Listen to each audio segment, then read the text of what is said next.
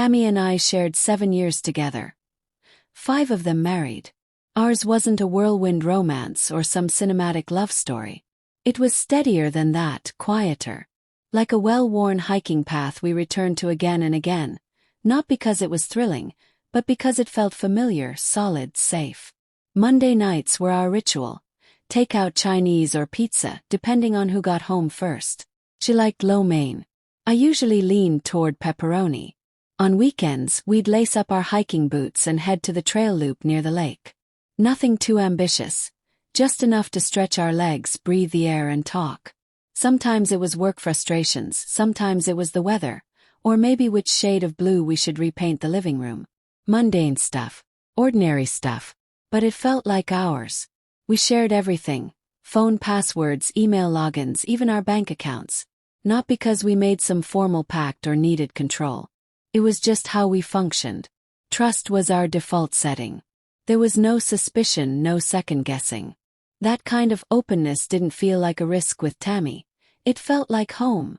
It wasn't a love story full of fireworks and breathless passion. It was more like a rhythm. Quiet one. One I never thought to question until the day it stopped. It started on a Sunday morning.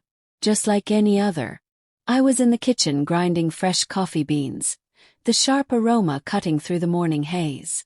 Tammy was flipping pancakes at the stove, humming along to some old acoustic playlist she loved.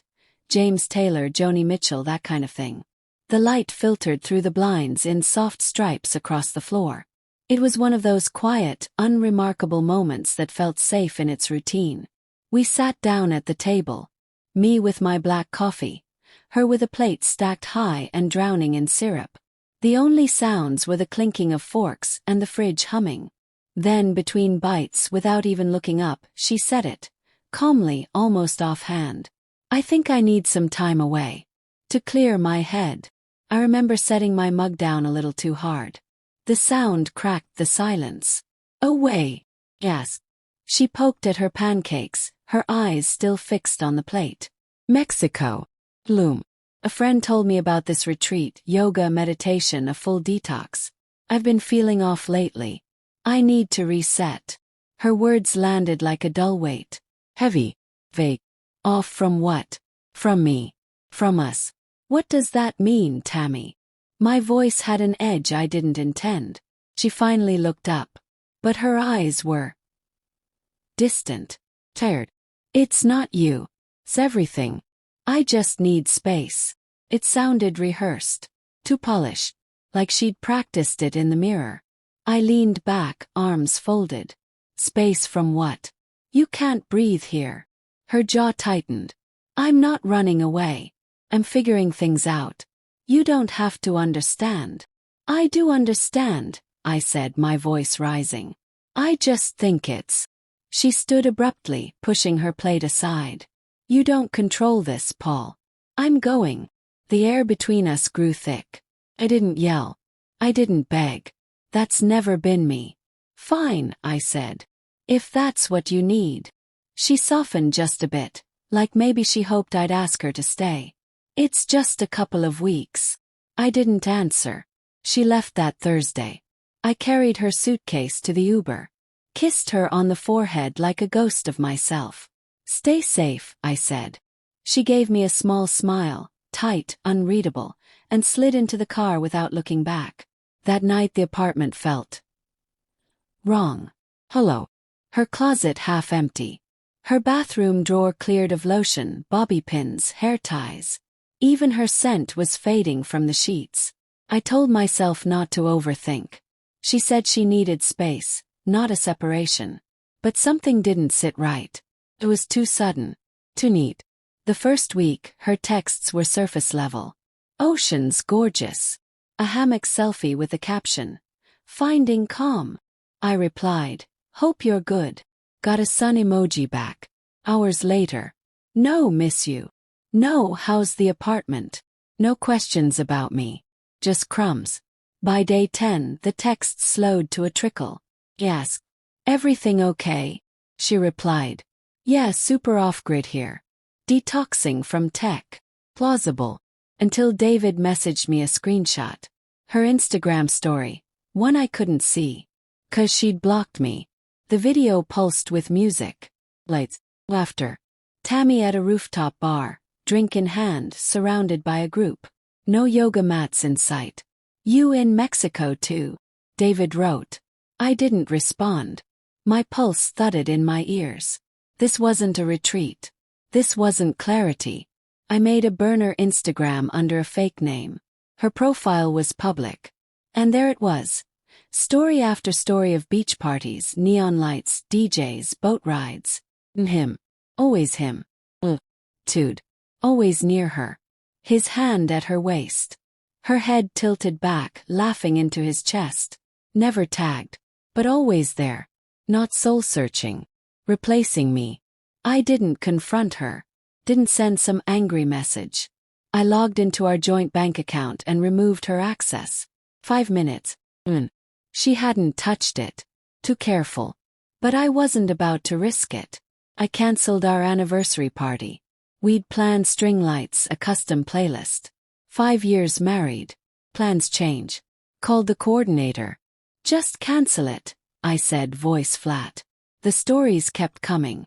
Pool parties, dancing, drinks balanced on trays. Him always there. She texted once. Hey, sorry I've been quiet. Busy out here. Busy. I didn't reply. Another message. You okay? Feel like you're mad. Nothing. I wasn't mad. I was done. Home, I deleted every photo of us. Every hike, dinner, blurry selfie. Our wedding album went into a box. I packed her clothes in silence. Not from rage. From clarity. She came back on a Tuesday. No heads up. Knocked at the door like she'd just stepped out for coffee. In. Relax. A suitcase in one hand. A to-go cup in the other. Hey, she said casually. Open the door. Let her in. Said nothing. Missed this place, she said, looking around. Missed you. I didn't move. Good, I said. Flat. Got stuff done. She looked confused. Easy. Is something wrong? You needed space, I said. I gave it to you. She sat on the couch, patted the cushion next to her. I'm back. Let's talk about Mexico. I stayed standing. Took out my phone. Showed her the burner account. The stories. Her face fell. You spied on me. You blocked me, I said. You lied. That's worse. He sank back. I didn't cheat. I just got caught up. You're not staying, I said. Take your bag and go. She stared, trying to read me. You're serious? Yeah. I'm done. This isn't fair. Fair. I laughed once, cold. You danced through Mexico with him and erased me. She looked away. I felt lost. He was there. That was your choice, I said. Few days later, her brother Victor called. She's staying with me. Says you shut down. She walked out, I said. I didn't chase her. Her parents wanted to talk. Agreed. Sat across from them. Tammy in the middle, stiff and silent. I laid it all out. The screenshots. The lies. The truth. Her dad flipped through the photos, her laughing, his arm around her. Tammy, he said quietly. You said you needed clarity. Not this. She whispered. I didn't mean it to go this far. Cut in. I trusted her. She made her choice. Later the guy messaged me, Daniel. Said he didn't know she was married. That she told him she was in an open relationship. Their chat history went back months. He dumped her. Victor brought me her things. You didn't deserve that. I know, I replied. I repainted the living room. Got rid of the couch. Filed for divorce. She signed without a fight.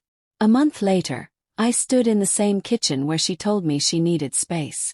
The silence wasn't so loud now. It was just mine. I had loved a version of her that didn't really exist. And now I was learning how to love something else. Peace.